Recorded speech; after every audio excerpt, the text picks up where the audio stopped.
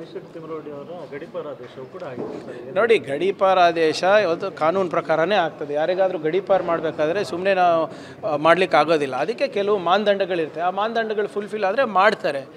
ಆದರೆ ಇದಕ್ಕೆ BJP ಅವರಿಗೆ ಏನು ಬೇನೆ ಆಗ್ತಾಯಿದೆ ನೋಡಿ. ಇದು ಇಡೀ ಪ್ರಕರಣ ಏನಿದೆ RSS ವರ್ಸಸ್ RSS ಇದೆ. ಸುಮ್ಮನೆ ಸರ್ಕಾರಕ್ಕೆ ಯಾಕೆ ತಂದು ಇದಕ್ಕೆ ಲೇಪ್ ಹಚ್ತಾ ಇದ್ದೀರಾ? ಇದಕ್ಕೆ ಅವರೇನೋ ಈಗ ಒಬ್ಬ ವ್ಯಕ್ತಿ ಬಂದ್ಬಿಟ್ಟು 164 ಅಡಿನಲ್ಲಿ ಕೋರ್ಟ್ ಜಡ್ಜ್ ಮುಂದೆ ಸ್ಟೇಟ್ಮೆಂಟ್ ಕೊಟ್ಟರು.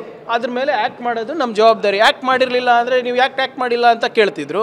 ಆ್ಯಕ್ಟ್ ಮಾಡಿದ್ರೆ SIT ಮಾಡಿದ್ರೆ ಇದು ಏನೋ ಧರ್ಮಾಧಿಕಾರಿಗಳಿಗೆ ನೀವು ಕಳಂಕ ತರ್ತಾ ಇದ್ದೀರ ಅಂತ. ಏನು BJP ಅವ್ರಿಗೆ ಏನಾದರೂ ತಲೆ ಬುಡ ಏನಾದರೂ ಅರ್ಥ ಆಗಂಗೆ ಮಾಡ್ತಾ ಇರ್ತಾರ ಹೇಳಿ? ಇಲ್ಲಿ ಧರ್ಮಸ್ಥಳ ಮಾಡಿದ್ರಲ್ಲ ಸರ್, ತಾವೇ ಸಾಕ್ಷಿ ಇದ್ರಲ್ಲ. ಧರ್ಮಸ್ಥಳ ಚಲೋ ಮಾಡಿದ್ರು. ಯಾರು ಪರವಾಗಿ ಮಾಡಿದ್ದು? ಮಠದ ಪರವಾಗಿ ಮಾಡಿದ್ರು.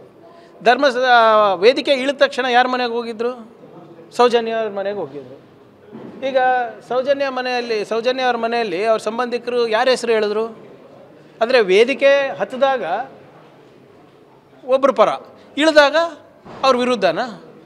ಏನು ಅವರಿಗೆ ಏನಾಗ್ತಾಯಿದೆ, BJP ಅವರಿಗೆ ಯಾವ RSS ಬಣದ್ದು ಮನವೊಲಿಸ್ಬೇಕಂತ ಗೊತ್ತಾಗ್ತಾ ಇಲ್ಲ. ಅದಕ್ಕೆ ಎರಡು ದೋಣಿ ಮೇಲೂ ಕಾಲಿಟ್ಟಿದ್ದಾರೆ. ಷಡ್ಯಂತ್ರ ಆಗಿದೆ ಅಂತ ಹೇಳ್ತಿದ್ರು. ಬಟ್ ಯಾರು ಹೇಳ್ತಾ ಇದ್ದಾರೆ ಷಡ್ಯಂತ್ರ ಆಗಿದೆ ಅಂತ? BJP ಅವರು ಏನಾದರೂ ಹೇಳ್ಬೋದು.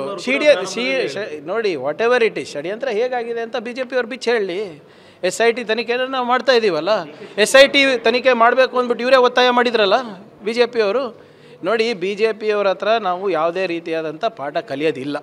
ಅವ್ರ ಆಡಳಿತವನ್ನು ನೋಡಿಬಿಟ್ಟೆ ಜನ ಅವರಿಗೆ 60-65ಕ್ಕೆ ಇಳಿಸಿರೋದು. ಸರ್, ಅಮೀನ್ ಮಟ್ಟು ಅವರು ನಿಮ್ಮ